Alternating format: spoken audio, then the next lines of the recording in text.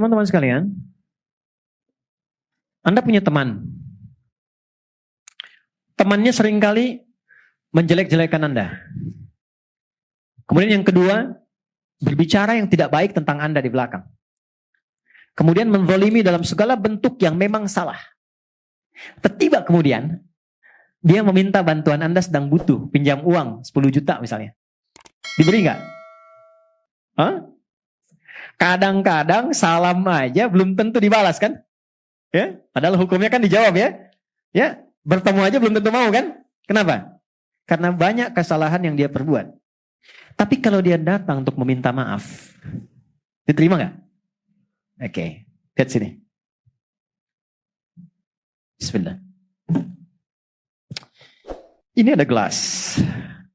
Cawannya terbuka. Sepanjang terbuka, Anda bisa masukkan apapun. Ada kopi, susu, air, dan sebagainya. Tapi kalau kita tutup begini, dan penutupnya begitu pekat, tuh, bukan tisu, yang masih bisa ditembus. Kita mau masukkan apapun sulit.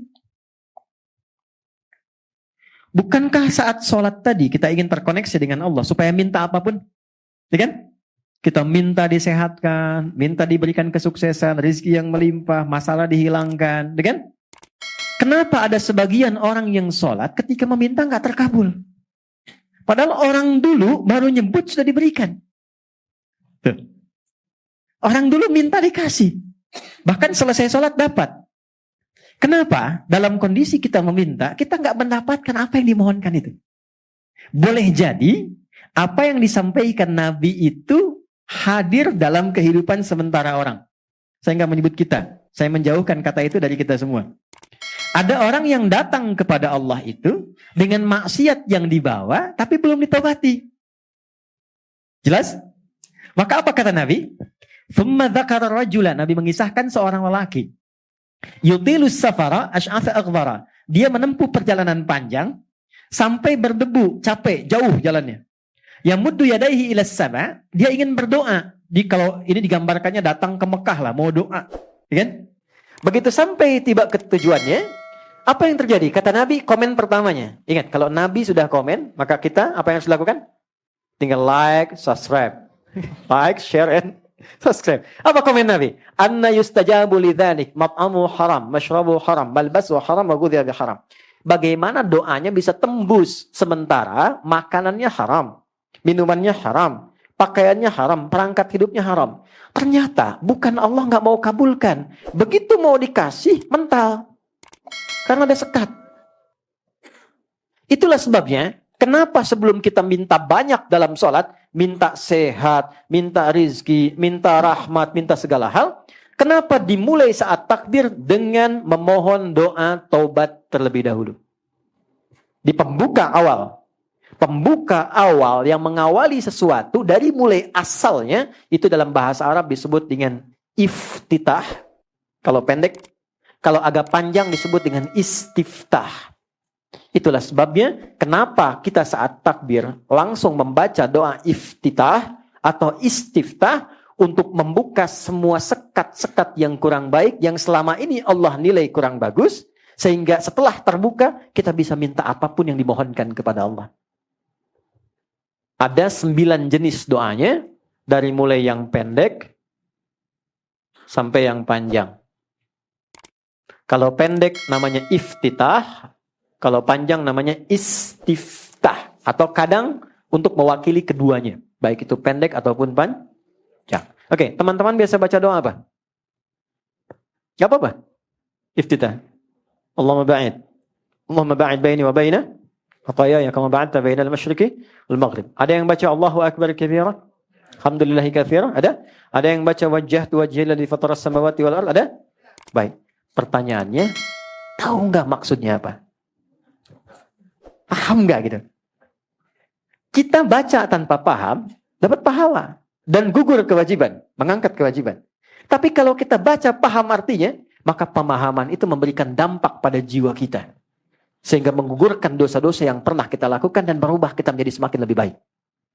Saya ambil contoh. Baik, 3 tadi saya bahas dengan cepat. 1. Allahumma ba'id baini wa baina khatayaya kama ba'adta baina al-masyriqi wal maghrib. Allahumma naqqini minal khataaya kama yunaqqa thawbul abyadu minan danas. Allahumma ighsilhu bil ma'i wal thalji wal barad. Baik, teman-teman, kalau ada orang berbuat salah, perbuatannya disebut dengan akhta'a. Oke? Kesalahannya disebut dengan khati'ah. Kalau banyak, maka disebut khotoy. Itu yang banyak salahnya. Khotoya. Gini. Khotoya. Yang banyak salahnya. Oke? Kalau saya mengaku, saya ini banyak salah. Maka tambahkan ya kecil di ujungnya. Khotoya. Ya. Gini. Artinya, saya mengaku banyak salah. Saya mau tanya. Siapa matanya yang tidak pernah berbuat salah dalam memandang? Ada. Oke. Dari tadi pagi bangun sampai sekarang, pernah nggak salah lihat? Barusan masuknya udah salah lihat ya? Huh? Oke. Pernah nggak telinga itu berbuat salah dengar? Baik. Sampai ke ujung kaki, selalu pernah salah kan? Baik ya?